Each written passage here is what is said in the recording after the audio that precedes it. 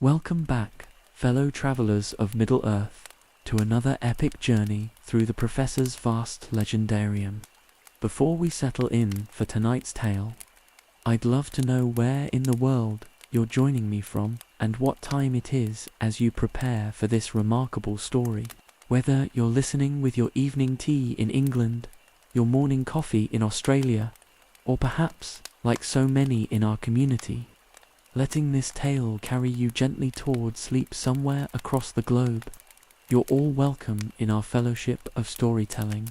Tonight, find your most comfortable spot and prepare yourself for one of the most surprising character arcs in all of fantasy literature. We're going to trace the complete life story of a dwarf who began as a proud warrior bound by ancient grudges and became the most unlikely friend to an immortal elf, eventually earning a place among the blessed in the undying lands themselves. This is the entire story of Gimli, son of Gloin, member of the Fellowship of the Ring, Lord of the Glittering Caves, and the only dwarf in history to sail beyond the sunset to Valinor. We'll follow him from his youth in Erebor, growing up in the shadow of his father's legendary adventures, through his transformation from a dwarf who could barely tolerate elves, to someone who would choose friendship over the prejudices of ages. We'll witness his journey from the caves beneath the lonely mountain to caverns of unimaginable beauty that he would make his life's work. This is more than just the story of a warrior who swung his axe in the greatest battles of the age. It's the tale of someone who discovered that the most profound victories come not from defeating enemies, but from overcoming the barriers that divide heart from heart, race from race, and ancient hatred from unexpected love. So settle in, dear travelers, for the complete journey of how a dwarf warrior's heart was opened to friendship that transcended every boundary his people had ever known, leading him to a destiny that no dwarf had ever imagined possible. In the great halls of Erebor, in the year 2879 of the Third Age, a child was born who would one day accomplish what no dwarf in the history of Middle-earth had ever achieved. But on that autumn morning, as the first cries of the newborn echoed through chambers carved from the living rock of the lonely mountain, there was no sign of the extraordinary destiny that awaited him. His father, Gloin, was already a figure of legend among his people, one of the 13 dwarves who had accompanied Thorin Oakenshield on the quest to reclaim Erebor from the dragon. Smaug, the child who entered the world that day, would grow up surrounded by the heroes of that great adventure, listening to their tales of courage and determination, until the very stones of the mountain seemed to whisper with their voices. The name they gave him was Gimli, which meant fire in the ancient tongue of the dwarves, chosen by parents who hoped their son would burn as brightly as the heroes whose deeds had restored their people's greatest kingdom. It was a name that carried expectations as solid as the mountain itself, for the child of such a father would be measured against standards that few could hope to meet. Erebor in those days was a kingdom transformed by victory and prosperity. The dragon's horde had provided wealth beyond imagination, while the battle of 5 armies had proven that the dwarves could stand against any threat when they fought alongside their allies.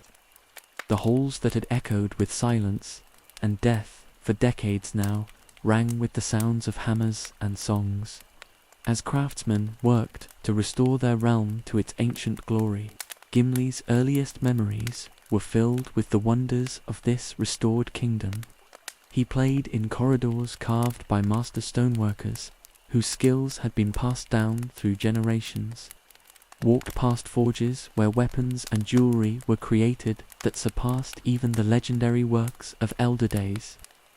Every breath he took was perfumed with the scent of precious metals and polished gems that spoke of his people's mastery over the treasures of the earth. But perhaps more formative than the physical splendor of his homeland were the stories that filled his childhood. Tales told around evening fires by dwarves who had lived through adventures that seemed too extraordinary to be true. His father would speak of the unexpected party at Bag End, of the hobbit who had proved braver than any of them had imagined. Uncle Balin would describe the riddles in the dark, and the discovery of a magic ring that had helped them escape from goblin tunnels. These stories shaped Gimli's understanding of the world beyond the mountain, in ways that would influence every choice he made in later years. He learned that courage could be found in the most unlikely places, that even the smallest person could change the course of great events, and that true friendship could bridge gaps that seemed impossible to cross. The tale that affected him most deeply was the account of his father's friendship with Bilbo Baggins, the hobbit burglar who had earned the respect of every dwarf on the quest. Gloin would describe how the small creature had saved them from spiders in Mirk Wood, had talked his way past a dragon, had given up his share of the treasure to prevent war between former allies. These stories planted seeds in young Gimli's mind about the possibility of finding kinship with peoples his own race traditionally distrusted. But not all the stories were pleasant ones. The dwarves who had survived the quest carried scars both visible and hidden, memories of friends lost and prices paid for their victory. Gimli learned early that heroism always came with a cost, that the greatest adventures were also the most dangerous, and that the songs that celebrated their deeds could never fully capture the sorrow that came with triumph. His education in the traditional arts of dwarfdom began as soon as he was old enough to hold simple tools. The workshops of Erebor became his classrooms, where master craftsmen taught him to see the potential hidden within raw stone and metal. He learned to read the grain of rock as others might read books, to understand how pressure and heat could transform base materials into objects of beauty and power. The lessons went beyond mere technique to encompass the spiritual dimensions of dwarf craftsmanship. He was taught that every strike of hammer on metal was a prayer to Ola the smith, that the creation of beautiful things was itself an act of worship, that connected the maker to the divine forces that had shaped the world. This understanding would later influence his appreciation for beauty in forms his people had never traditionally valued. His training in the arts of war began equally early, for the recent history of Erebor had proven that even the strongest fortresses could fall to enemies who combined patience with overwhelming force. Gimli learned to wield axe and sword with the deadly efficiency that marked dwarf warriors, developing the skills that would one day serve him in battles that would determine the fate of all free peoples. But perhaps more importantly, he absorbed the warrior culture that had sustained his people through centuries of exile and struggle. He learned that a dwarf's word was as unbreakable as the mountain stone, that loyalty to kin and clan transcended all other considerations, and that death in defense of what one loved was preferable to life purchased through dishonor. The legends of his ancestors became as real to him as the daily life of Erebor itself. He could recite the genealogies that traced his family's descent from Durin the Deathless, could describe the wonders of Khazad Dûm before its fall to the Balrog, could sing the songs that preserved the memory of great works that had been lost to time and catastrophe. These stories instilled in him both pride and responsibility, the understanding that he carried within himself the heritage of the greatest craftsmen and warriors who had ever lived. But they also created pressure that sometimes felt overwhelming. The knowledge that his own deeds would be measured against legends that seemed impossible to match. As he grew from childhood into youth, Gimli began to understand that the comfortable prosperity of Erebor was not guaranteed to last forever. Reports reached the Mountain of Stirrings in distant lands, of shadows gathering in places that should have remained empty, The adults spoke in hushed voices of concerns that children were not meant to overhear. But Gimli was observant enough to sense that the peace of his childhood might not extend indefinitely into the future. The world beyond the lonely mountain was changing in ways that would soon demand everything he had learned about courage, loyalty, and the willingness to sacrifice comfort for duty. The boy who had grown up on stories of his father's adventures was being prepared, though he did not yet know it, for adventures that would surpass even those legendary deeds. The fire for which he had been named was being kindled in the forges of childhood, preparing to burn brightly when darkness fell across Middle-earth, and heroes would be needed once more. As Gimli entered his 20th year, still young by the standards of dwarfkind, but old enough to begin serious study of his people's deepest traditions, his education took on a more formal structure that would shape every aspect of his character. The casual lessons of childhood gave way to intensive training, under masters whose knowledge had been preserved through centuries of careful transmission, from teacher to student. His apprenticeship in the craft guilds of Erebor began with the most fundamental skill of all dwarven arts, the reading of stone itself. Under the guidance of Gnar the Stone Wright, a master whose family had served as architects to the kings of Erebor for 15 generations, Gimli learned to see possibilities hidden within raw rock that others might dismiss as worthless rubble. The lessons took place in chambers deep within the mountain, where the ancient bones of the earth lay exposed and waiting. Gnar would place fragments of different stones in Gimli's hands, teaching him to feel their weight and texture, to understand their grain and composition through touch alone. These were skills that could not be learned from books, but had to become as natural as breathing. Each type of stone had its own personality and potential, its own strengths and weaknesses that determined how it could best be used. Marble from the Grey Mountains carried within it the capacity for sculptures that could capture the finest details of expression. Granite from the Iron Hills possessed the durability needed for foundations that would stand for millennia. The precious stones hidden in Erebor's depths each sang with their own inner light when properly cut and polished. This perspective transformed every project from simple construction into an act of worship and respect. The dwarf who approached his work with proper reverence could achieve results that transcended mere technical skill, creating beauty that seemed to glow with its own inner fire. Gimli's natural talents in this area became apparent quickly, as his hands seemed to understand instinctively what his teachers were trying to convey.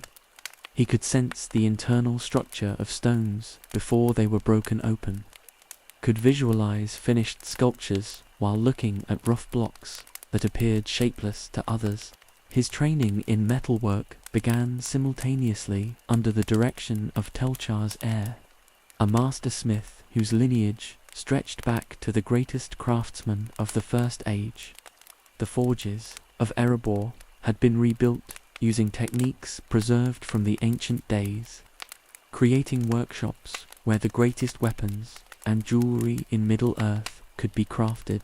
The relationship between dwarf and metal was different from that between dwarf and stone, requiring different sensitivities and approaches. Where stone demanded patience and careful study, metal responded to decisive action and confident handling. The smith who hesitated at the crucial moment would find his work ruined by cooling temperatures or improper timing. Gimli learned to read the colors that danced across heated metal, understanding when iron had reached the precise temperature needed for effective working. He developed the rhythm that allowed him to strike with exactly the right force and timing, shaping stubborn materials into forms they had never known before. The weapons he created during this period of intensive training showed promise that excited even the most experienced masters. His axes possessed a balance and edge that spoke of intuitive understanding rather than mere technical competence. The sword he forged for his coming-of-age ceremony was declared worthy of a king by smiths, who had equipped the heroes of the quest to Erebor. But weaponsmithing was only one aspect of the metalworker's art, and Gimli also learned to create objects of pure beauty that served no purpose beyond bringing joy to those who beheld them. Jewelry that captured starlight in precious gems, ceremonial cups that seemed to sing when filled with wine, decorative panels that told stories through their intricate patterns of precious metals. These projects taught him that the highest expression of dwarf craftsmanship came not from creating objects of practical utility, but from transforming raw materials into vessels for beauty that could uplift the spirits of all who encountered them. This lesson would prove crucial to his later understanding of what made life worth living and defending. His education in the warrior traditions of his people proceeded alongside his craft training, for the dwarves of Erebor understood that in a dangerous world, the ability to defend one's work was as important as the ability to create it. The weapon masters who trained him were veterans of the Battle of 5 Armies, dwarves who had proven their skills against enemies that threatened the very survival of their people. The fighting style they taught emphasized the natural advantages that dwarves possessed over taller enemies: lower center of gravity, superior strength relative to size, and the kind of stubborn determination that could outlast flashier opponents. Gimli learned to use his axe not just as a weapon, but as an extension of his own body, striking with precision that wasted no motion or energy. But the martial arts instruction went beyond mere technique, to encompass the psychology of combat and the warrior's code that governed how such skills should be employed. He learned that true strength came not from the ability to defeat others, but from the willingness to stand firm when everything important was threatened. The ancient grudges that shaped dwarf attitudes toward other races became part of his education as well, though these lessons carried complexities that his teachers themselves did not always fully understand. The traditional enmity between dwarf and elf was explained through stories of ancient betrayals and broken promises, tales that painted the firstborn as unreliable allies who abandoned their friends when convenience demanded. Yet these same teachers would occasionally mention elven craftsmen whose work had been worthy of respect, or battles where dwarf and elf had fought side by side against common enemies. The contradictions in these accounts suggested that the relationships between races were more complex than simple hatred or alliance could encompass. His study of dwarf history and genealogy occupied many hours of each week, as he memorized the names and deeds of ancestors whose blood flowed in his veins. The oral traditions of his people preserved not just the major events that shaped their destiny, but the smaller stories that revealed character and motivation. These lessons taught him that he was part of an unbroken chain of courage and determination that stretched back to the very awakening of his people. But they also made clear that each generation faced unique challenges that required wisdom rather than blind adherence to traditional solutions. As his formal education neared completion, Gimli had become everything that a young dwarf of good family could aspire to be: skilled in the ancient crafts, deadly with traditional weapons, versed in the lore and customs of his ancestors. But the wider world was changing in ways that would test whether such traditional preparation could meet unprecedented challenges. The fire that burned within him had been shaped by the finest teachers Erebor could provide, but it had not yet been tested by the trials that would determine what kind of dwarf he would ultimately become. As Gimli approached his 50th year, the age when dwarves were considered to have reached full maturity, he found himself struggling with a burden that no amount of training or education could have prepared him for. Everywhere he went within the halls of Erebor, he was not simply Gimli the craftsman or Gimli the warrior, but Gimli, son of Gloin, heir to a legacy that seemed impossible to match or escape. The weight of his father's reputation had been present throughout his childhood, but it became overwhelming as he began to establish his own identity among the adult members of their community. Gloin was not merely a successful dwarf who had done well for himself and his family, but a living legend whose deeds were sung in the halls of kings and whose name would be remembered as long as dwarves drew breath. Every conversation Gimli had with older dwarves eventually turned to comparisons with his father's achievements at the same age. They would speak admiringly of the young Gloin's exceptional skill with weapons, his early mastery of metalworking techniques, his reputation for absolute reliability in matters both great and small. The unspoken question that hung in the air was always whether the son possessed the same exceptional qualities that had marked the father for greatness. These comparisons were not made with malicious intent, for the dwarves of Erebor genuinely respected both father and son, but the constant measuring of his progress against Gloin's legendary accomplishments created a pressure that sometimes felt crushing. Gimli began to understand that no matter what he achieved, it would always be viewed through the lens of whether it matched his father's standard. The problem was compounded by Gloin's continued presence as one of the most influential figures in Erebor's leadership. The dwarf, who had helped reclaim their kingdom from the dragon, remained active in its governance and defense, offering counsel that carried the weight of proven wisdom.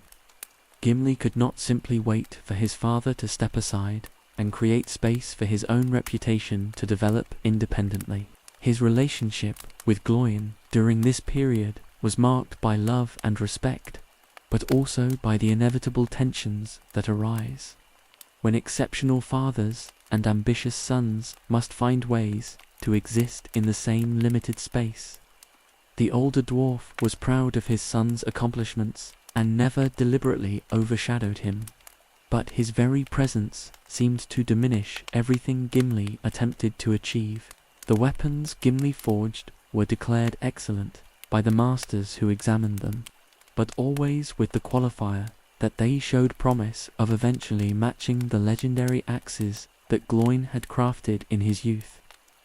The tactical insights Gimli offered during military planning sessions were well received, but inevitably compared to strategies his father had employed during the quest to reclaim Erebor. Even his friendships were affected by the weight of his family's legacy.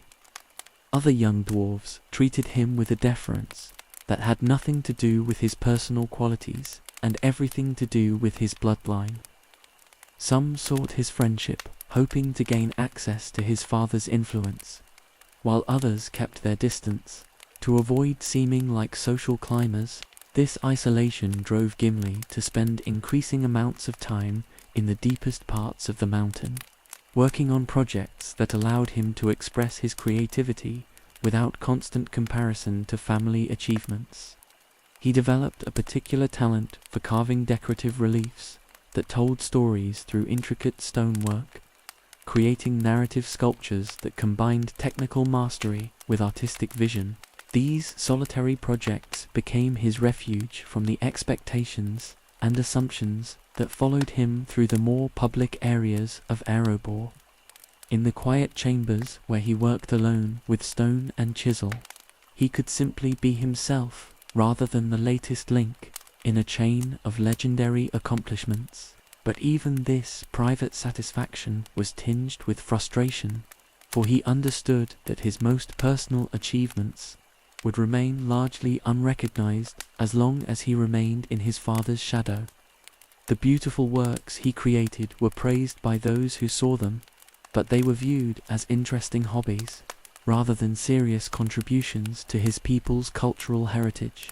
The martial traditions of his family created additional complications, for Gloin's prowess in battle was perhaps the most celebrated aspect of his reputation. The axes that hung in their families' halls bore the nicks and stains that testified to their use against trolls and goblins, orcs and wolves. Gimli's own weapons remained unmarked by real combat, their pristine edges a constant reminder that he had never been tested in the way that truly mattered.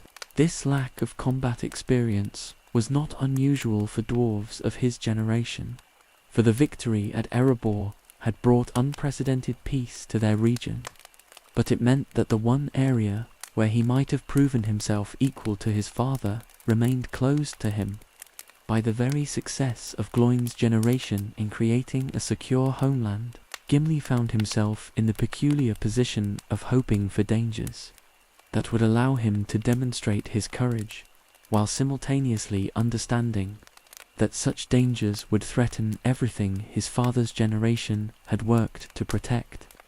The peace that was his inheritance was also his curse, denying him the opportunities for heroism that had made his father's reputation possible. His mother, D.S. kinswoman, offered what comfort she could during this difficult period, reminding him that every generation faced its own challenges and that his time for greatness would come when it was needed. But even her well-meaning encouragement carried the implication that his current life was merely preparation for some future moment of testing. The stories of other legendary dwarves provided little comfort, for most of the great heroes of their history had achieved their fame through adventures that took them far from home and family. Gimli began to understand that breaking free from his father's shadow might require leaving Erebor entirely, seeking challenges that would test him in ways that life in the restored kingdom never could. This realization brought its own complications, for leaving would mean abandoning the comfortable certainties of home for uncertainties that might prove beyond his abilities to handle. The dwarf who had never been tested in real combat would be risking everything on his untested belief in his own capabilities. Yet staying meant accepting a lifetime of being measured against achievements he could never equal because they belonged to a different age and different circumstances.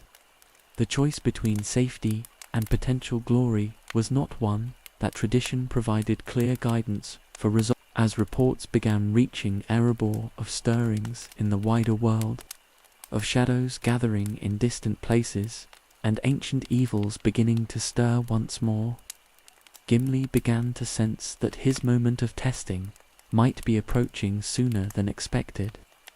The peaceful world that had denied him opportunities for heroism was showing signs of change that might soon create the very dangers he had both feared and hoped for.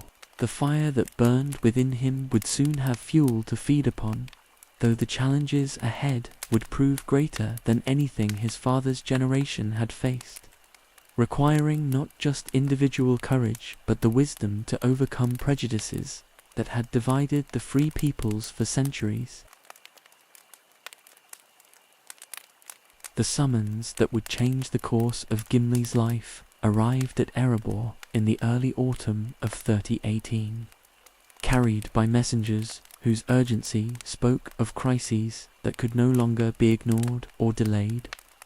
King Dynionfoot had received word from Rivendell that a great council was being convened, bringing together representatives of all the free peoples to address threats that endangered the very survival of Middle-earth itself. The choice of who should represent the dwarves of Erebor in this council was debated long into the night in the halls beneath the lonely mountain.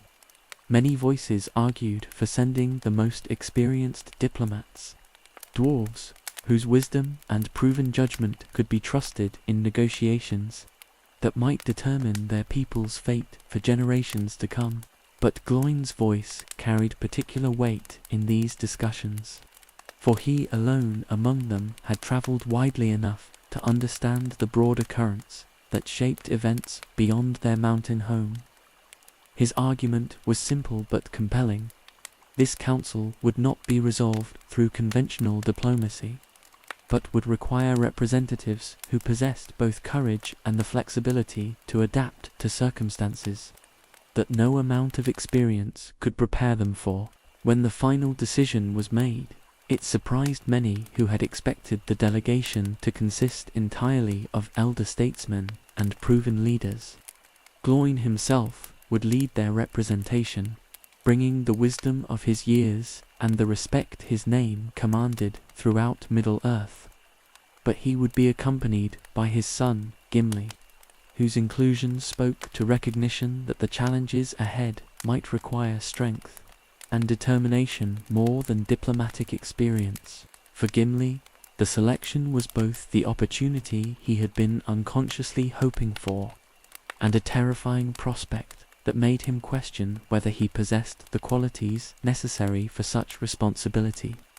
This would be his first journey beyond the familiar borders of dwarf-controlled territory, his first chance to prove himself in situations where his father's reputation could not shield him from the consequences of his own choices. The preparation for their departure consumed several weeks, as they gathered not just the supplies necessary for a long journey through potentially hostile territory, but also the diplomatic gifts and ceremonial items that would be expected at such a gathering.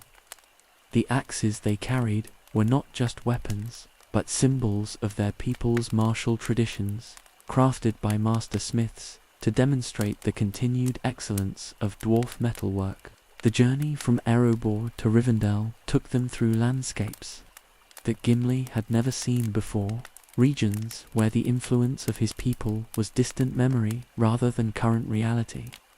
Each day brought new sights and experiences that expanded his understanding of the world beyond the comfortable certainties of mountain halls and familiar traditions.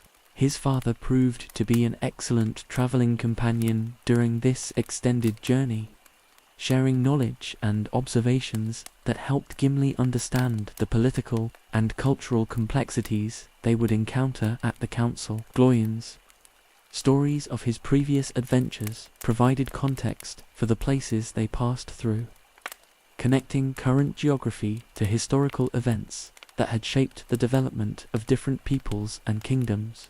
But perhaps more importantly, the weeks they spent traveling together allowed father and son to develop a new kind of relationship, one based on mutual respect between adults rather than the traditional hierarchy of teacher and student. Gimli began to understand that his father saw him not as a burden or obligation, but as a trusted companion whose judgment could be relied upon in difficult situations. The approach to Rivendell itself was unlike anything in Gimli's previous experience, for the hidden valley possessed a quality of timeless peace that seemed to slow the very passage of hours.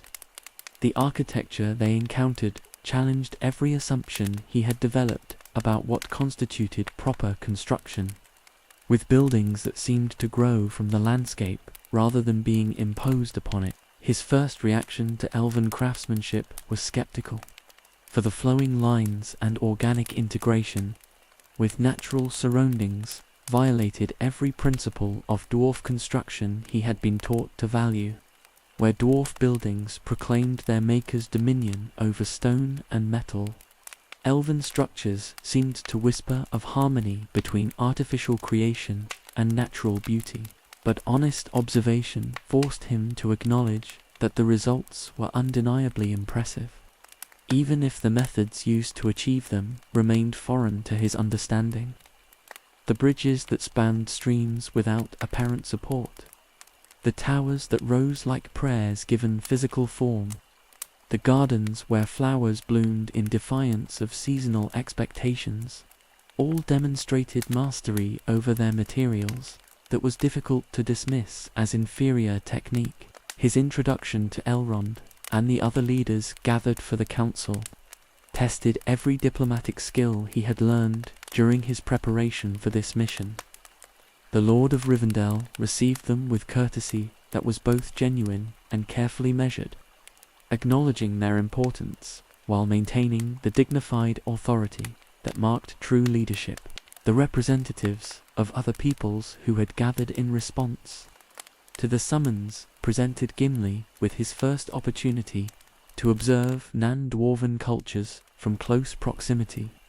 The men of Gondor carried themselves with the confidence of those who ruled the greatest kingdom of their age, while the Rohirrim displayed the easy grace of people who lived in harmony with horses and open grasslands.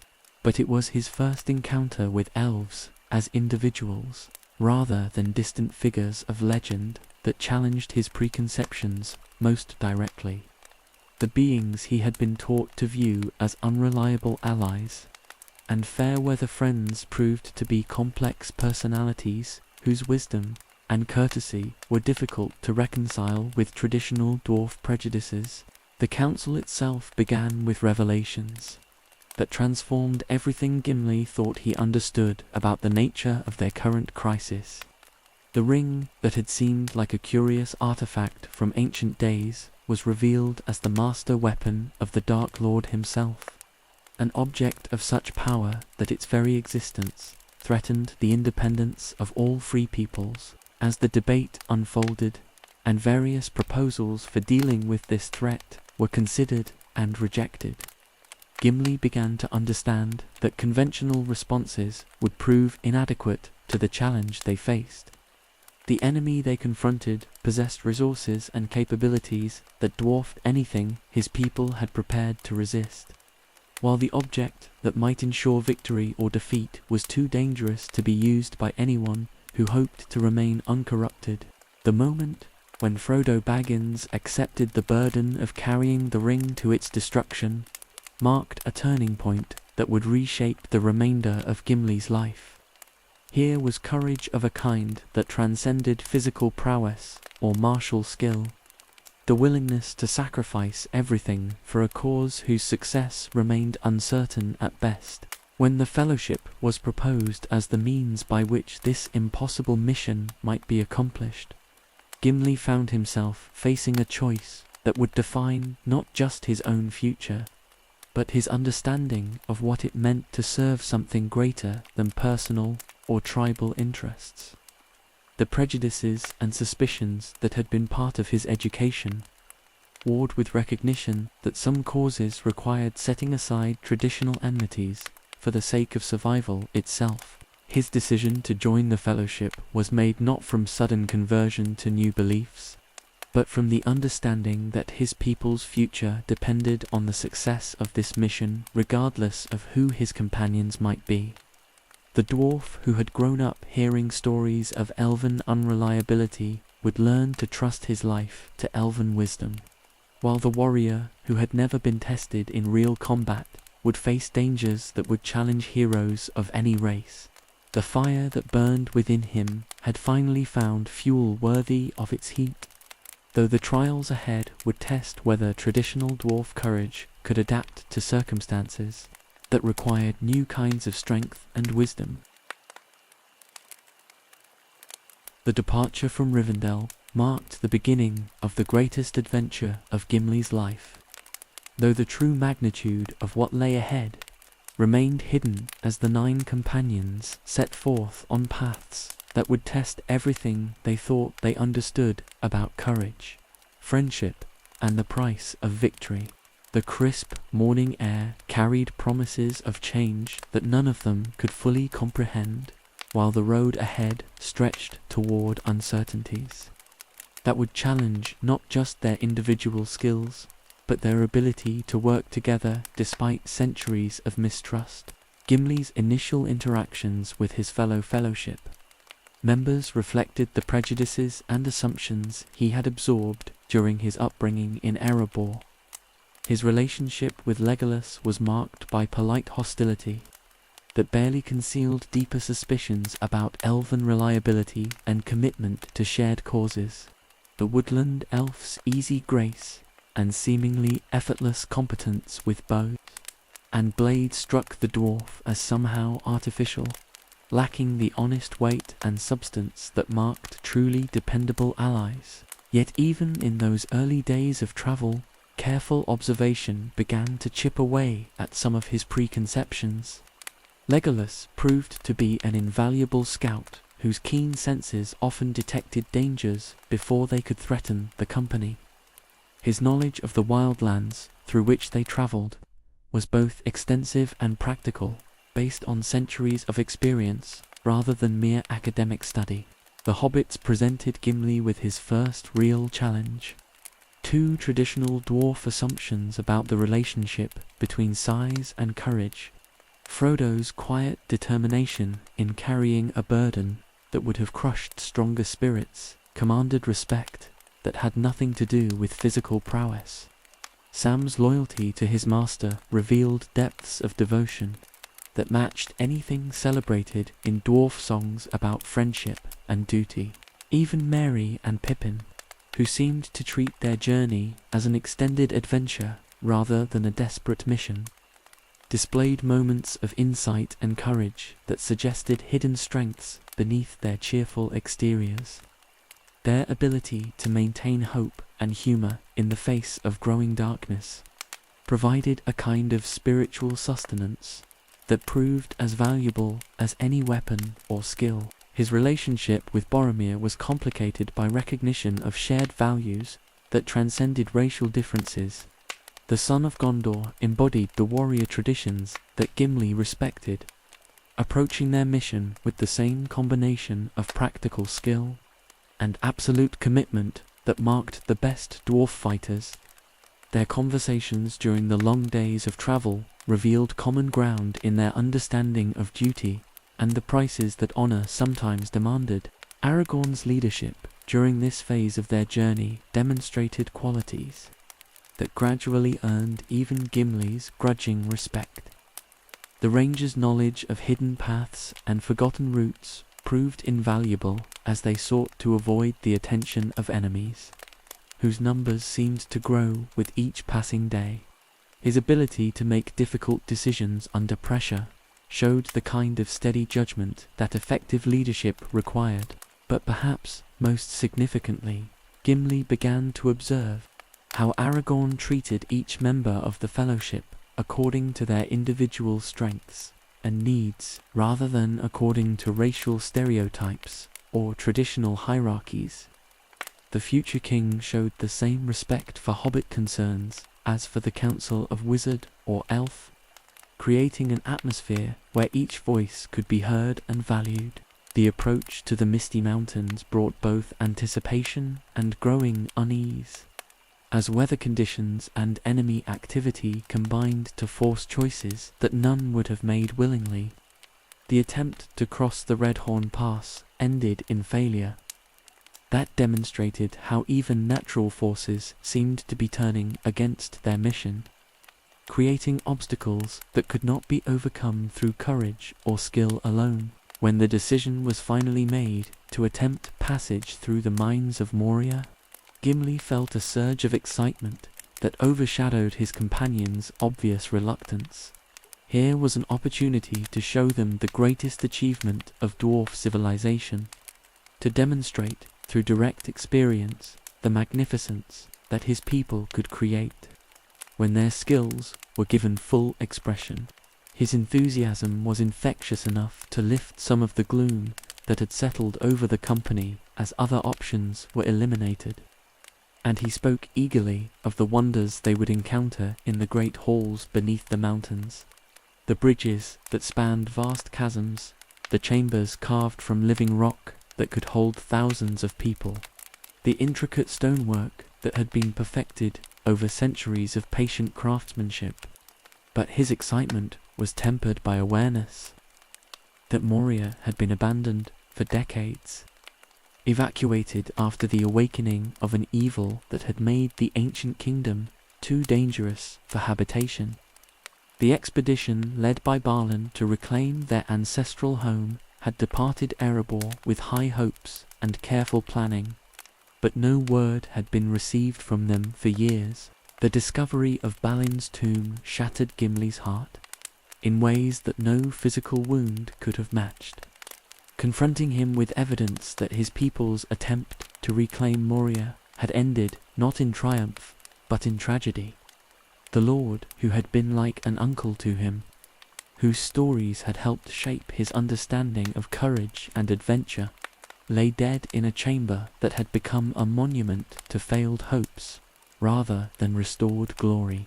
The record book that told the story of the doomed expedition revealed the gradual transformation of confident restoration into desperate siege, as the colonists found themselves surrounded by enemies whose numbers seemed limitless. The final entries spoke of darkness closing in and hope fading, until even the act of recording events became impossible to maintain. Gimli's grief was compounded by guilt, for he understood that if circumstances had been different, he might have been among those who had perished in this attempt to reclaim their heritage.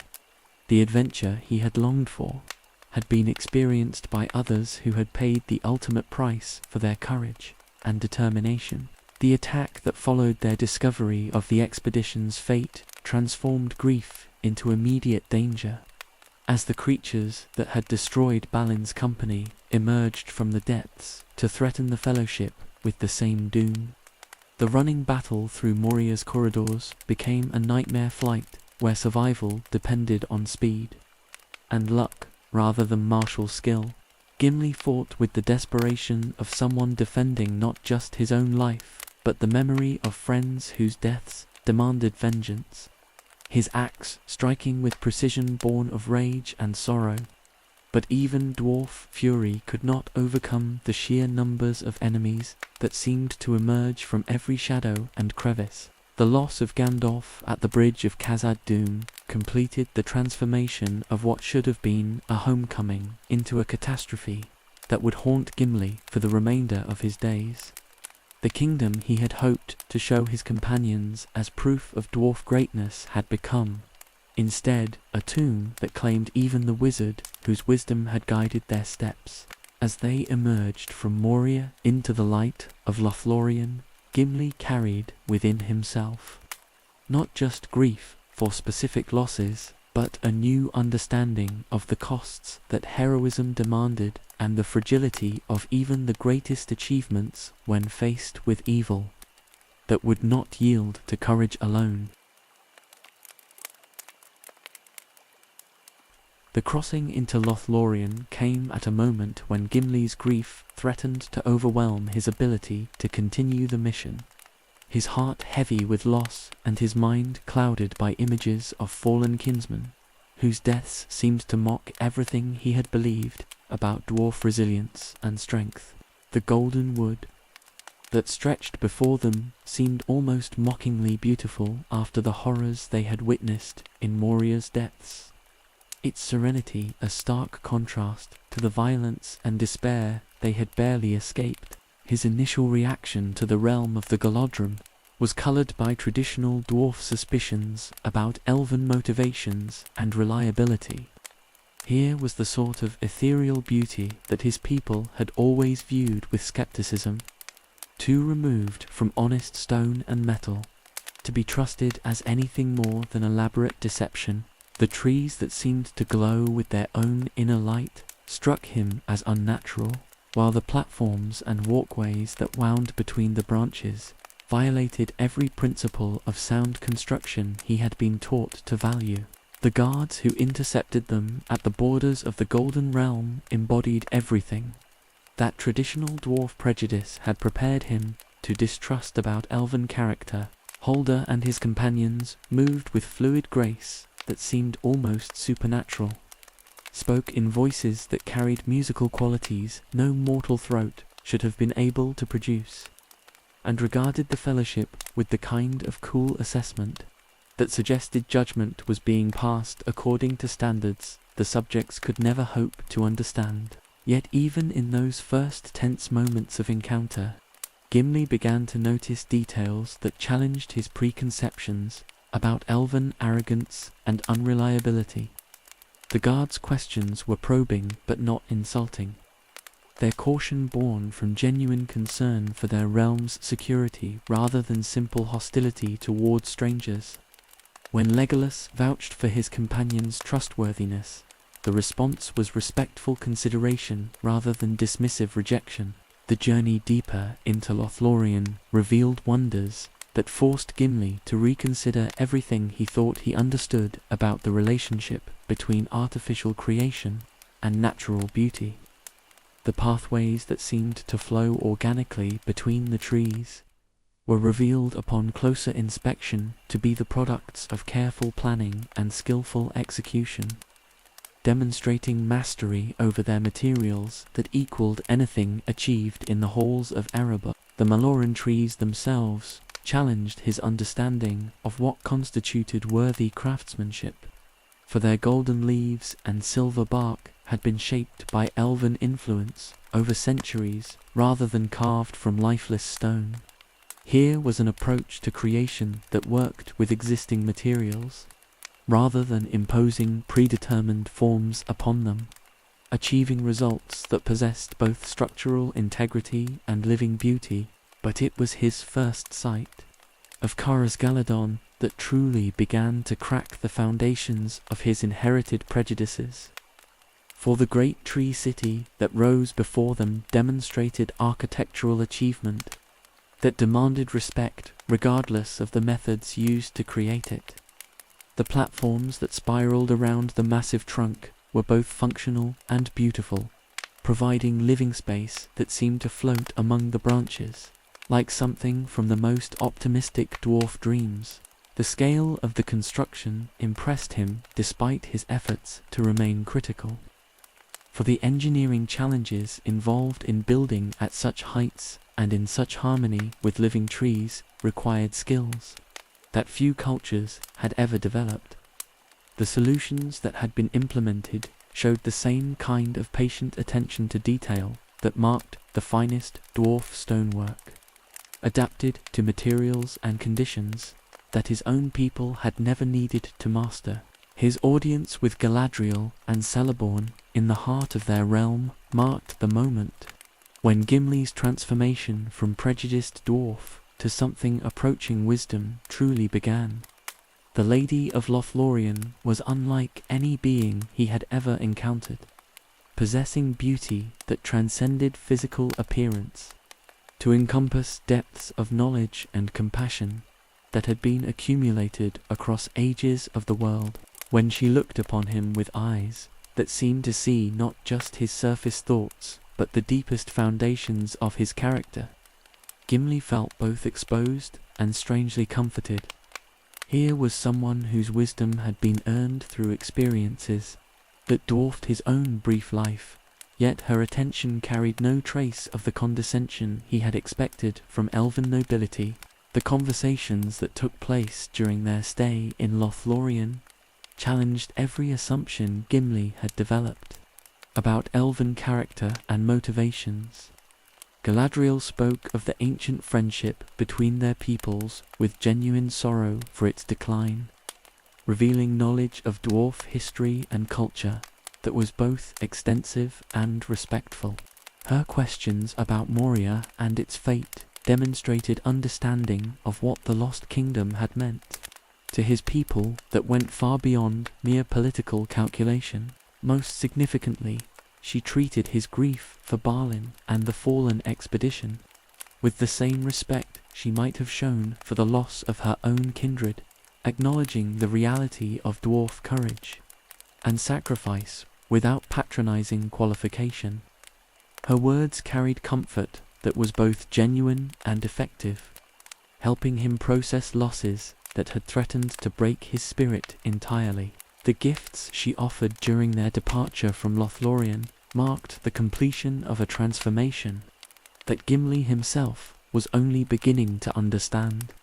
When she asked what he might desire as a token of their meeting, his request for a single strand of her hair reflected recognition of beauty that transcended material value. The 3 strands she actually gave him became treasures beyond any gold or jewels his people had ever mined from the earth. But perhaps more important than any physical gift was the new understanding she had helped him achieve about the nature of true nobility and the qualities that made leadership worthy of respect. Her power was undeniable, yet it was exercised with restraint that spoke of wisdom rather than weakness. Her beauty was legendary, yet it was paired with compassion that reached across racial boundaries to touch individual hearts. The mirror that showed visions of possible futures revealed to Gimli glimpses of his own homeland under threat, images that connected his personal mission to the larger struggle for the survival of all free peoples. These visions helped him understand that the prejudices that divided dwarf from elf served only the interests of their common enemies, while cooperation might achieve victories that neither people could accomplish alone. His farewell to Galadriel was marked by emotions he had never expected to feel toward any member of the elven race. A combination of reverence, gratitude, and something approaching love that had nothing to do with romantic attraction and everything to do with recognition of exceptional character. She had shown him possibilities for understanding and cooperation that traditional dwarf education had never acknowledged. The boats that carried them down the river from Lothlorien bore not just the fellowship, but a dwarf whose fundamental understanding of the world had been transformed by encounter with wisdom that transcended racial boundaries. Gimli's prejudices had not been eliminated entirely, but they had been challenged by direct experience of elven nobility that could not be dismissed or explained away. His relationship with Legolas during the remainder of their river journey began to reflect these new insights, as suspicion gradually gave way to curiosity about perspectives that might complement, rather than contradict, his own understanding. The foundations had been laid for a friendship that would reshape both their lives in ways that neither could yet imagine. The fire that burned within him had been refined by encounter with light that came from sources his education had never taught him to value, preparing him for challenges that would require not just traditional dwarf courage, but wisdom enough to see past ancient enmities toward cooperation that might save everything he held dear. The breaking of the fellowship at Amon Hen shattered more than just their company's unity, destroying the comfortable certainties that had sustained Gimli through the trials they had faced together, and forcing him to confront the reality that even the most carefully laid plans could crumble when faced with forces beyond any mortal ability to control. The attack by Saruman's Uruk-hai had scattered them like leaves in a storm, while Boromir's final heroic stand revealed both the nobility and the tragic vulnerability of those who fought against impossible odds. Gimli's grief for the son of Gondor was complicated by recognition of shared values that had transcended their different backgrounds and cultures. Boromir had embodied the warrior traditions that the dwarf respected most deeply, approaching every challenge with the kind of straightforward courage that made complex strategies unnecessary. His death, defending Merry and Pippin, demonstrated that true heroism could be found in choosing to protect others even when victory seemed impossible. The decision to pursue the Uruk-hai, who had captured the young hobbits rather than following Frodo toward Mordor, was perhaps the most difficult choice Gimli had ever been called upon to make. Every instinct told him that protecting the ring-bearer should take precedence over all other considerations, for the success of their entire mission depended on getting that cursed object to the fires where it could be destroyed. But loyalty to companions who had become closer than brothers demanded that he honored their immediate needs rather than abstract strategic considerations. Merry and Pippin had earned his affection through their courage and good humor, proving that heroism could emerge from the most unlikely sources when circumstances demanded it. The hunt that followed tested every skill Gimli had developed during his training in Erebor, pushing him beyond the normal limits of dwarf endurance as they pursued enemies whose head starts seemed almost insurmountable. For 3 days they ran across the grasslands of Rohan, following tracks that told a story of forced marches and growing desperation among both hunters and prey.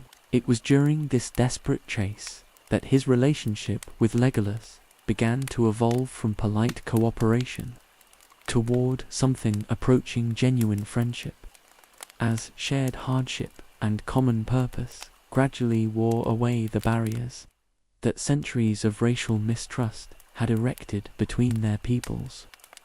The elf's abilities as a tracker complemented Gimli's own skills perfectly, creating a partnership that achieved results neither could have managed alone.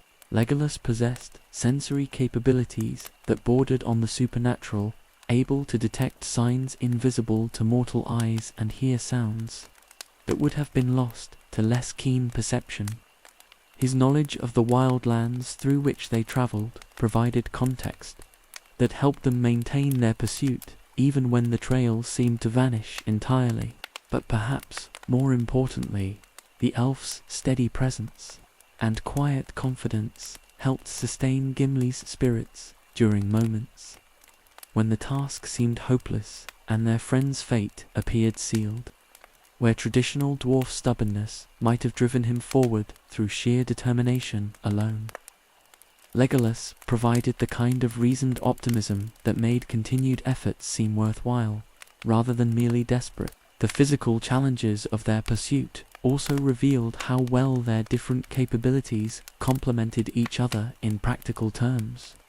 Gimli's endurance and determination provided stability during the most difficult stretches of their journey, while Legolas's speed and agility allowed him to scout ahead and maintain contact with the trail when it became difficult to follow. Their encounter with Éomer and his riders marked a crucial turning point in their hunt, providing both hope and new cause for concern about their friend's ultimate fate. The young Marshal of Rohan embodied the same warrior traditions that Gimli respected in his own culture, approaching their unusual situation with the kind of practical judgment that effective leadership required. Éomer's decision to provide them with horses, despite having no official authority to do so, demonstrated the kind of initiative and moral courage that earned instant respect from someone who had been raised to value such qualities. The Rohirrim's account of their battle with the Uruk-hai provided crucial intelligence about what had happened to Merry and Pippin, though the absence of hobbit bodies among the dead left their ultimate fate uncertain. The horses that Éomer provided transformed their pursuit from a desperate foot race into something approaching a coordinated cavalry operation. Though learning to work effectively with their new mounts required adjustments that tested their flexibility and determination, Gimli's relationship with his horse was marked by mutual wariness that gradually evolved into grudging cooperation as both learned to accommodate the other's capabilities and limitations. The discovery of the battlefield, where the Rohirrim had destroyed the Uruk-hai band, brought both relief and renewed anxiety, as evidence of their friend's survival was mixed with signs that suggested continued danger from sources they could not identify. Aragorn's tracking skills proved crucial in locating the traces that led toward Fangorn Forest, indicating that Merry and Pippin had somehow escaped during the confusion of the battle. Gimli's first impression of Fangorn itself was colored by traditional dwarf suspicions about the relationship between growing things and the peoples who claimed dominion over them. The ancient forest seemed to pulse with life that was both alien and potentially hostile, creating an atmosphere where every shadow might conceal threats that conventional weapons could not address effectively. But his growing trust in his companion's judgment allowed him to follow them into this uncertain environment, despite his natural reluctance to enter territory where dwarf skills might prove inadequate. The bonds forged during their pursuit had created a level of mutual dependence that made individual preferences less important than collective success. The reunion with Gandalf in the depths of Fangorn came as a shock that transformed everything about their understanding of their situation and their mission's prospects for ultimate success. The wizards return from death as Gandalf the White brought hope they had thought lost forever, while his news of Merry and Pippin's safety with the ants provided relief that allowed them to focus on larger concerns. But perhaps most significantly for Gimli personally, Gandalf's transformation provided evidence that death need not represent final defeat, that sacrifice made in service of worthy causes could be redeemed through powers beyond mortal comprehension. This lesson would prove crucial in the trials ahead, when victory would require willingness to risk everything for outcomes that remained uncertain at best. His friendship with Legolas had been forged in the fires of shared hardship and common purpose, creating bonds that would endure long after the immediate crisis had passed. The dwarf, who had begun their journey suspicious of elven reliability, had discovered that true nobility could be found in any race when circumstances revealed the depth of individual character. The fire that burned within him had found kindred flame in an unexpected source, preparing him for battles where traditional enmities would need to give way to cooperation that served purposes greater than ancient grudges could encompass. The ride to Adoras in the company of Gandalf the White marked the beginning of a new phase in Gimli's adventure, as the desperate pursuit that had consumed their energies for days gave way to participation in conflicts that would determine the fate of entire kingdoms. The transformation of their mission from rescue operation to military campaign brought challenges that tested not just individual courage, but their ability to work together as part of larger forces, whose success depended on coordination rather than personal heroism. His first sight of the Golden Hall of Medusald impressed Gimli, despite his natural preference for stone construction over wood and thatch. For the building's scale and craftsmanship demonstrated that men could achieve greatness when their efforts were properly directed and sustained. The pillars that supported the great roof had been carved with skill that honored the materials used, while the overall design spoke of cultural traditions that valued both function and beauty. But it was the restoration of King Theoden from Saruman's influence that truly captured Gimli's attention, providing him with his first direct observation of how evil could corrupt even the strongest leaders when it operated through deception and gradual manipulation. The transformation he witnessed as Gandalf's power broke the spell that had held the king in thrall demonstrated both the insidious nature of their enemies and the possibility of redemption when proper help was available.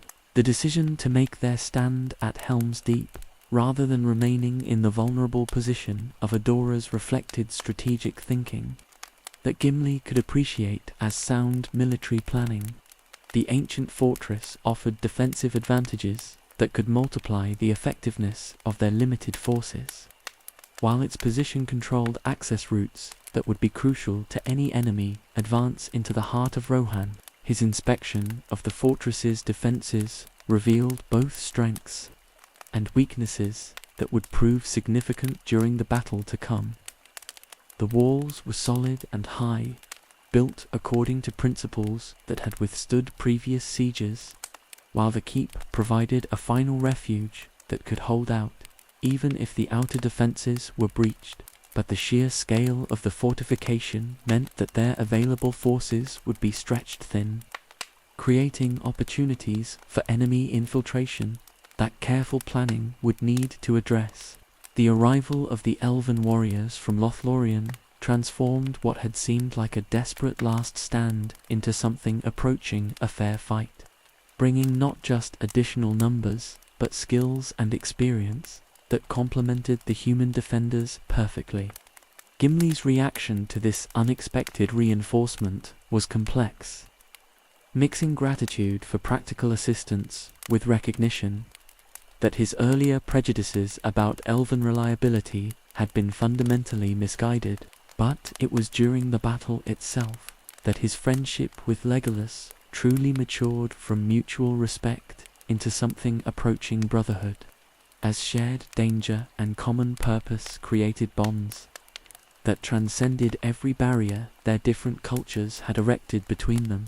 The famous contest they initiated to see who could kill more orcs began as competitive banter designed to maintain morale during terrifying circumstances, but evolved into a genuine partnership that made both of them more effective fighters. The game provided focus and motivation that helped them maintain peak performance throughout the long night of combat, turning what might have been exhausting slaughter into a challenge that kept their spirits high, even when the situation seemed most desperate. Each successful strike became not just individual achievement, but contribution to their shared competition, creating incentives for excellence that served the larger cause of victory. Gimli's axe work during the siege demonstrated skills that had been developed through years of training but never tested in real combat until this moment. His technique was both economical and devastatingly effective, wasting no motion while ensuring that every blow achieved maximum damage against enemies whose numbers seemed limitless. The rhythm he established allowed him to fight for hours without becoming too exhausted to maintain his effectiveness. But perhaps more importantly, the battle revealed how well his fighting style complemented Legolas's completely different approach to combat. Where the elf relied on speed and precision, striking at long range with arrows that found their targets with supernatural accuracy, Gimli provided close quarters defensive capability that protected his friend while creating opportunities for the kind of devastating counterattacks that could break enemy formations. Their coordination during the most desperate phases of the fighting approached the level of telepathic communication, as each seemed to anticipate the other's movements and needs without requiring explicit coordination. When sections of the wall were breached and defeats seemed inevitable, their combined efforts helped rally defenders who might otherwise have broken under pressure. The contest's final tally became a matter of some dispute, with both participants claiming totals that their friend good-naturedly challenged. But the real significance lay not in determining a winner, but in recognizing how their competition had enhanced both their individual performance and their effectiveness as a team. The friendship forged in battle would endure long after the specific numbers were forgotten. The arrival of Gandalf and Erkenbrand at dawn turned potential disaster into glorious victory, but the battle's lessons about the costs of war and the value of reliable allies remained with Gimli long after the orc army had been destroyed. He had seen what mortal courage could accomplish when properly led and supported, but also understood how close they had come to catastrophic defeat, despite every advantage their position had provided. The days following Helm's Deep brought new challenges as their focus shifted from defensive operations to active participation in campaigns that would carry them far from the familiar territories where they had learned to work together.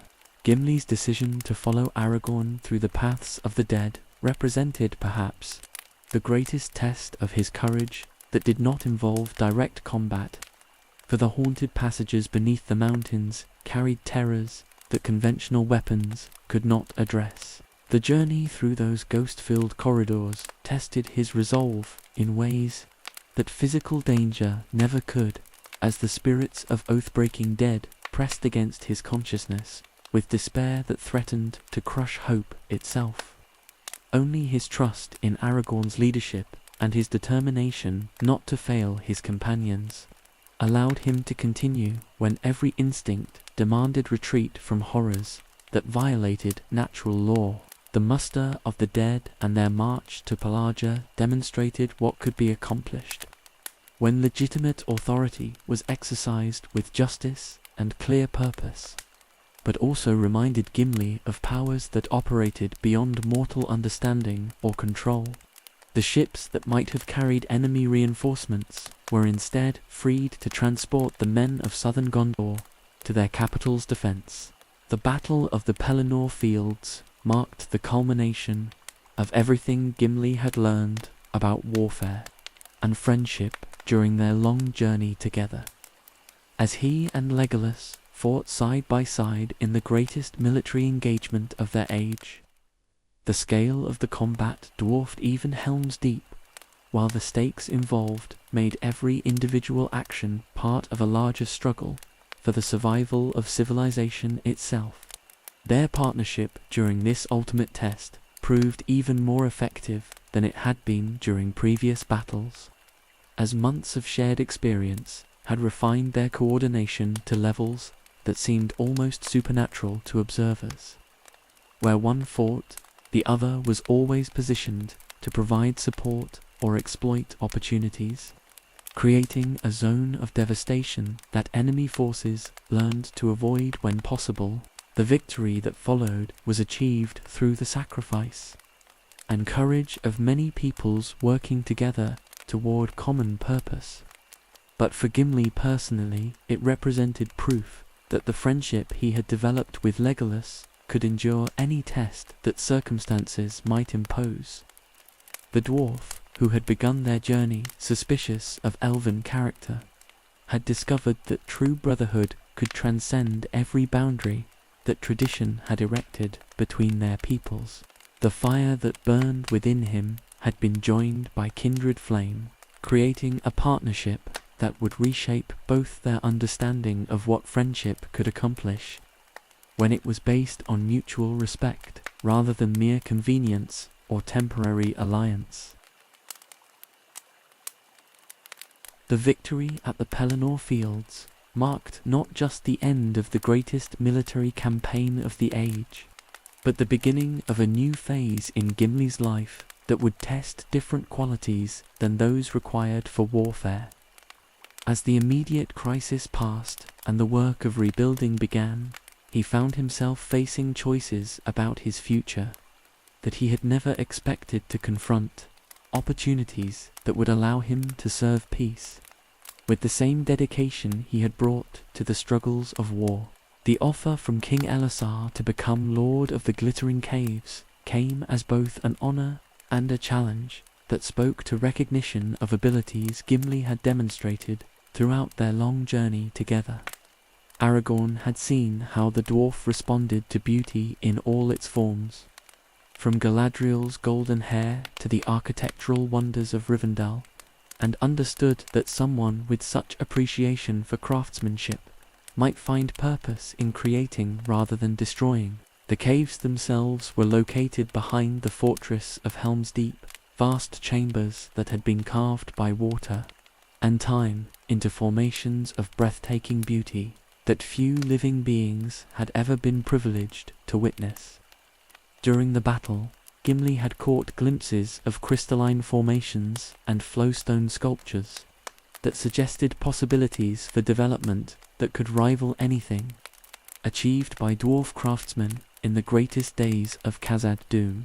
His first detailed exploration of his new domain revealed wonders that exceeded even his optimistic expectations, as torchlight revealed chambers filled with formations that seemed to capture and multiply illumination until the very walls appeared to glow with inner fire.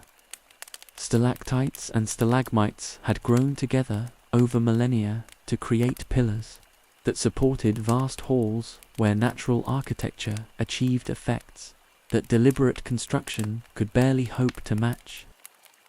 But what excited him most was the recognition that these natural wonders could be enhanced rather than replaced by careful craftsmanship that worked with existing beauty rather than imposing predetermined forms upon it. The techniques he had learned in Erebor could be adapted to create improvements that preserved the cave's essential character while making them more suitable for habitation by those who appreciated such extraordinary environments. The first colonists who joined him in this venture were carefully chosen from among dwarves whose skills and temperament suited them for the unique challenges they would face. These were not traditional miners seeking to extract wealth from the earth, but artisans and craftsmen who understood that their greatest achievement would be creating beauty that could endure for ages while serving practical purposes for generations yet to come. The work that followed required patience and delicacy that tested every lesson Gimli had learned about the relationship between natural materials and artificial enhancement. Each modification to the cave's structure was planned with meticulous care to ensure that improvements served human needs without destroying the formations that made the location special in the first place. His workshops were established in chambers where natural acoustics enhanced the sounds of hammer and chisel, creating work environments that seemed designed to inspire craftsmen to achieve their highest potential. The tools and techniques developed specifically for cave construction represented innovations that combined traditional dwarf methods with adaptations necessary for working in such unique conditions. The results gradually transformed the glittering caves from natural wonder into something approaching the dwarf ideal of perfect fusion between artificial creation and the raw materials that Aule had placed within the earth. Bridges spanning underground chasms were carved to complement existing stone formations, while living quarters were integrated into existing chambers with such skill that they seemed to have grown naturally from the rock itself.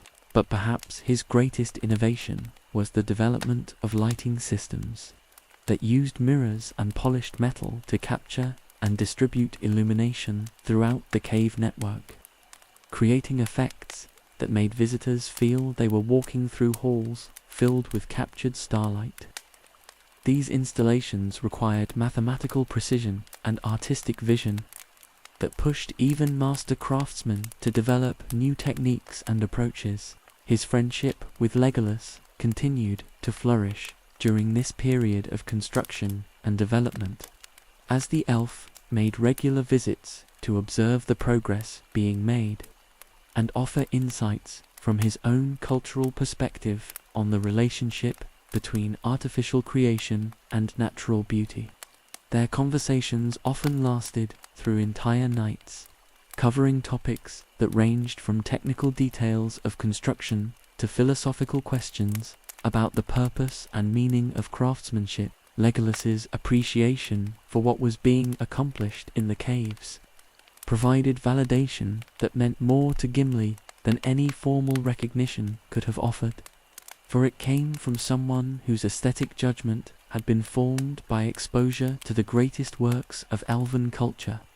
The elf's enthusiasm for innovations that preserved natural beauty while enhancing practical utility confirmed that the project was achieving goals that transcended narrow cultural boundaries. The exchange of knowledge between them during these visits proved beneficial to both, as Legolas shared insights about elven approaches to working with living materials that could be adapted for cave construction, while Gimli's explanations of dwarf techniques provided perspectives that influenced the elf's own understanding of what craftsmanship could accomplish when properly applied.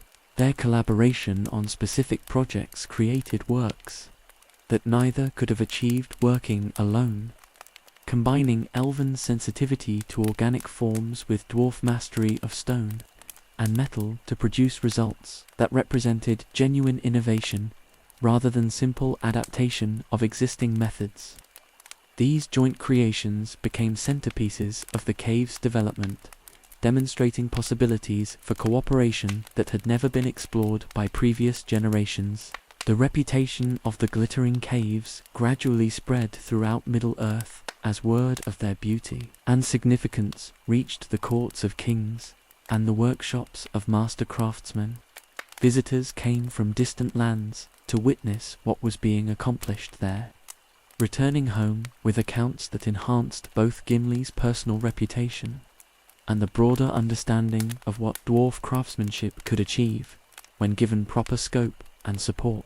But perhaps more importantly for Gimli personally, the work provided the kind of satisfaction that he had never found in traditional dwarf pursuits, as each completed project brought him closer to achieving the perfect fusion of natural beauty and artificial enhancement that had become his life's goal.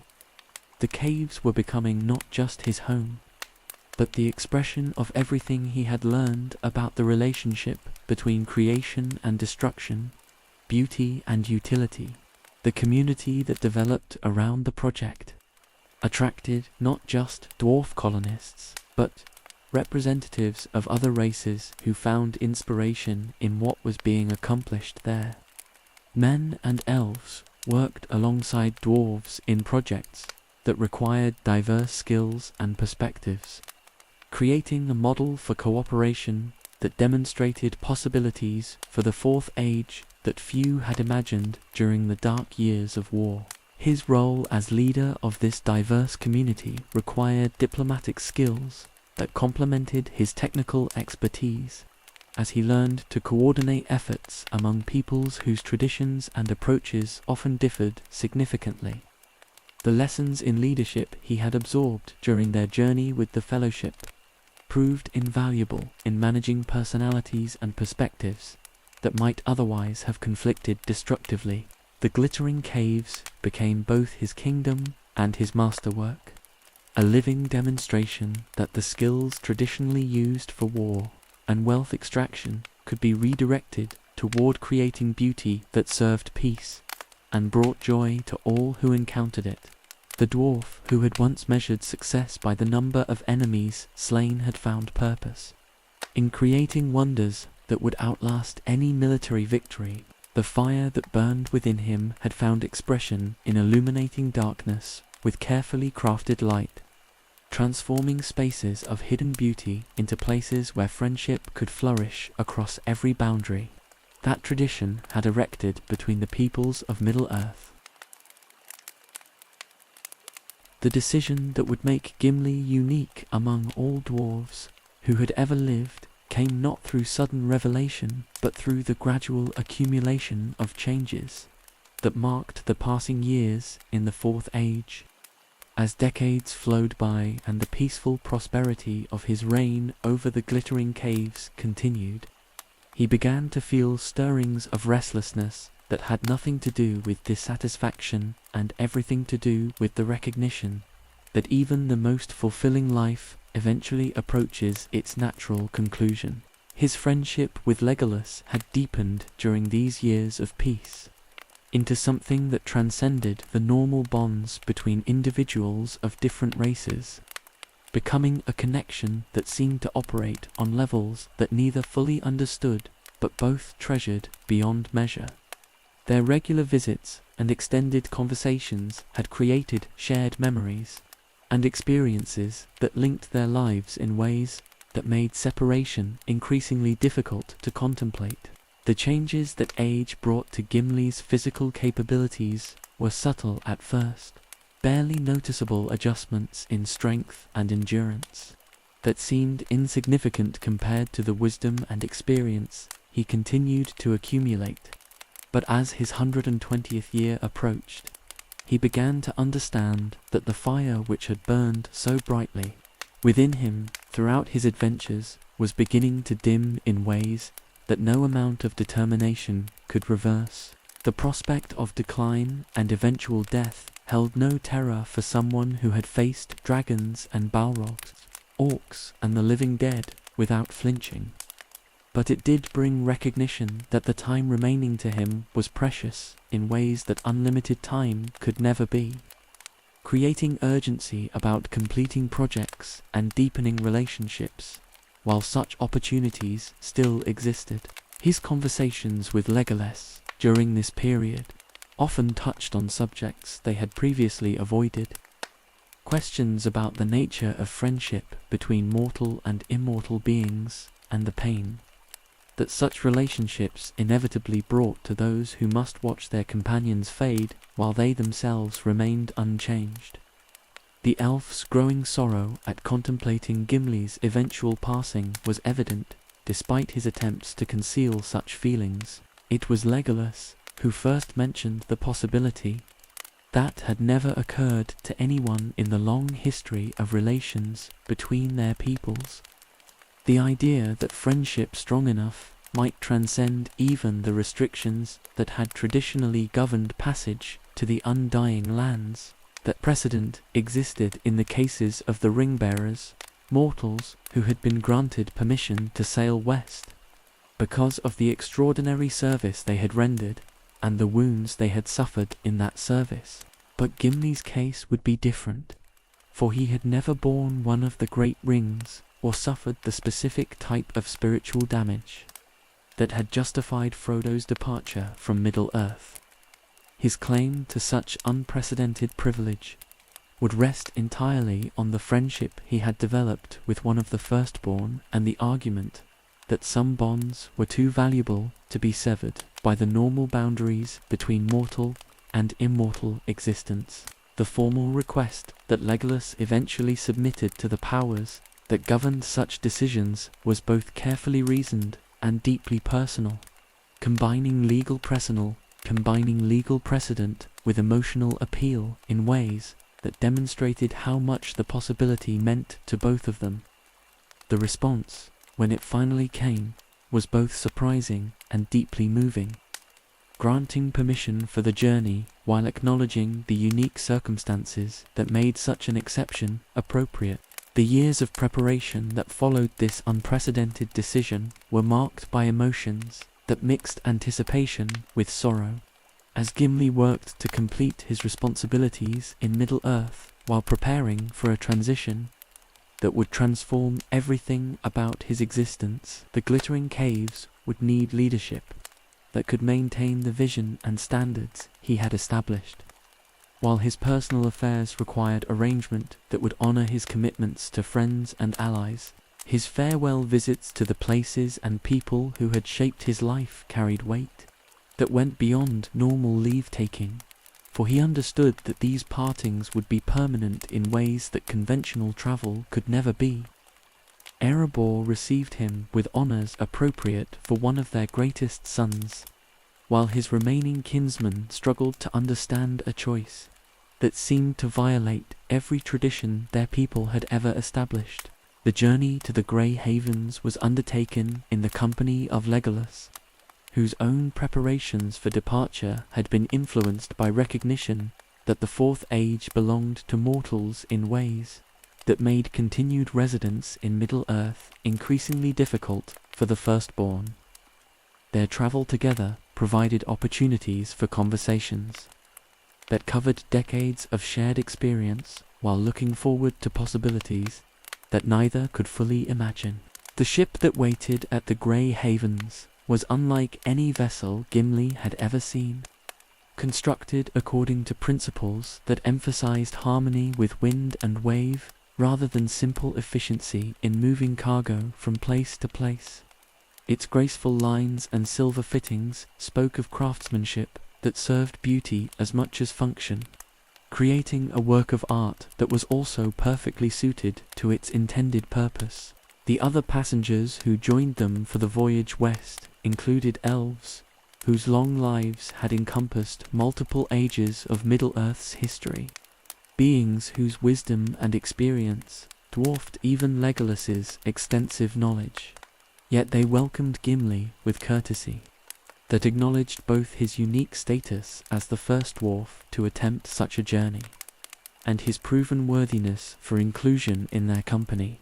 The departure itself was both solemn ceremony and joyful celebration, marking not just the end of one phase of existence, but the beginning of possibilities that transcended normal understanding of what life could offer. As the Grey Havens faded behind them and the straight road carried them beyond the circles of the world, Gimli felt changes beginning within himself that went far deeper than simple travel to a distant destination. The voyage across waters that existed beyond normal geography provided time for reflection and adjustment that helped prepare him for the transformation he was undergoing. Each day brought subtle alterations in his perception and understanding, as exposure to the spiritual atmosphere of the journey began preparing him for existence in realms where different laws applied. His conversations with fellow passengers revealed perspectives on time and mortality, creation and purpose, that challenged assumptions he had never thought to question. The elves, who had lived through multiple ages of the world, shared insights about the patterns that connected individual lives to larger themes, helping him understand how his own story fit into narratives that spanned millennia. But perhaps, most significantly, the journey provided opportunities for deepening his friendship with Legolas in ways that the constraints of life in Middle-earth had never fully permitted. Freed from the responsibilities and distractions that had shaped their previous interactions, they could explore the full dimensions of their connection without external pressures or limitations. The first sight of the undying lands themselves challenged every expectation Gimli had developed about what such a destination might offer, for the shores that appeared ahead of them possessed beauty that transcended physical description while radiating welcome, that touched his heart before his eyes could fully process what they were seeing. The welcome he received from the powers that ruled in Valinor acknowledged both his unprecedented status and his proven worthiness for inclusion in their timeless realm, granting him not just permission to remain, but the promise of transformation that would allow him to fully participate in existence beyond the normal boundaries of mortal life.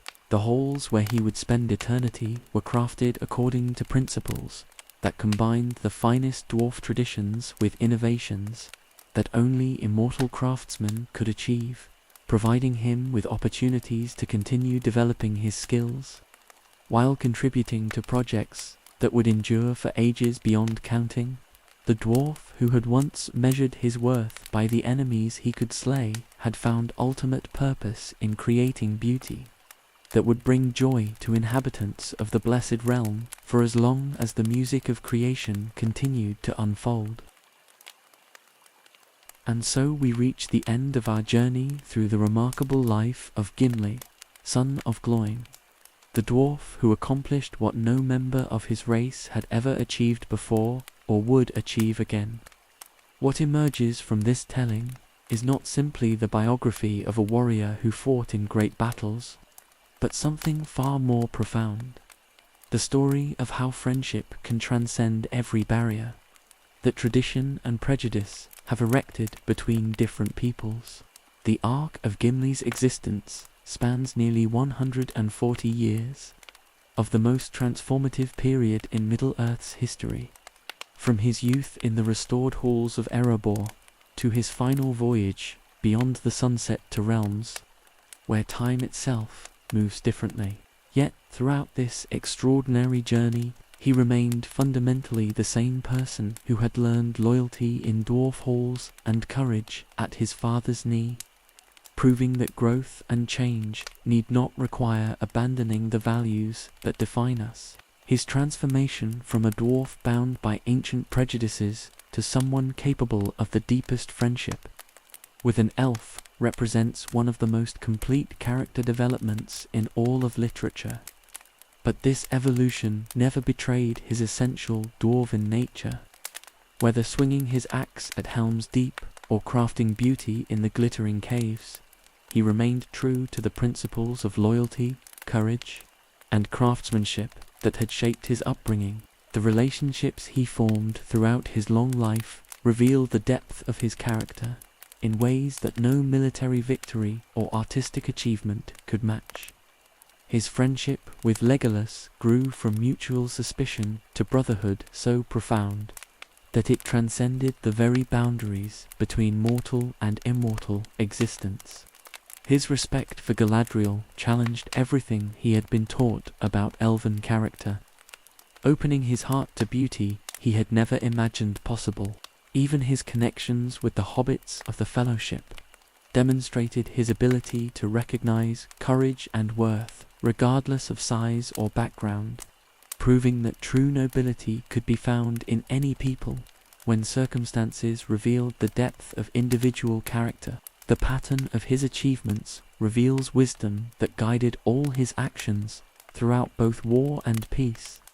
Whether facing orcs in desperate battle or creating wonders in crystalline caves, his greatest accomplishments came not through overwhelming force, but through the patience to understand what each situation truly required, and the skill to provide exactly what was needed. His famous contest with Legolas during the siege of Helm's Deep began as competitive banter but evolved into something that demonstrated how friendship could enhance individual performance while serving larger purposes. The numbers they tallied were less important than the partnership they forged, creating bonds that would endure long after the specific battles were forgotten.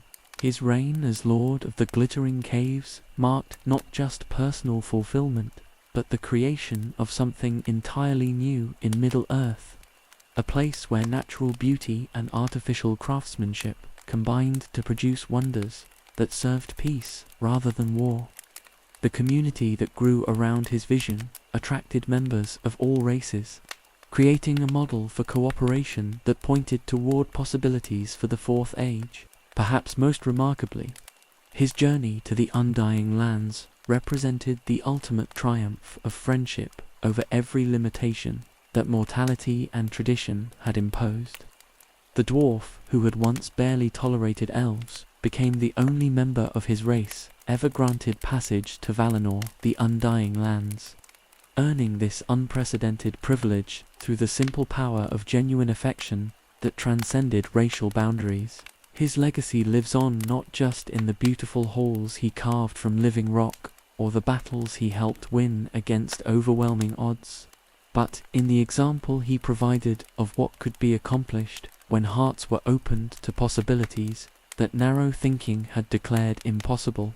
The friendship between dwarf and elf that seemed unthinkable at the beginning of his story became the defining relationship of his life. The fire that had burned within him from childhood found its ultimate expression not in destruction but in creation, not in conquest but in cooperation, not in maintaining ancient grudges but in forging new bonds that would endure beyond the circles of the world itself. As we follow his story to its peaceful conclusion with the dwarf who had begun his adventures suspicious of everyone unlike himself, now dwelling in eternal friendship with those he had learned to love, we understand that his life represents something universal about the power of experience to transform prejudice into understanding. Tonight, as you drift toward sleep, perhaps you will dream of those crystalline caves where light dances through carefully crafted spaces, or of that final ship sailing beyond the curve of the world carrying friends whose bond had become stronger than the differences between their peoples. The dwarf who had measured his worth by the enemies he could slay discovered that his greatest victory lay in learning to love those he had been taught to hate, proving that even the most ancient barriers could be overcome by hearts willing to see past the surface to the character beneath.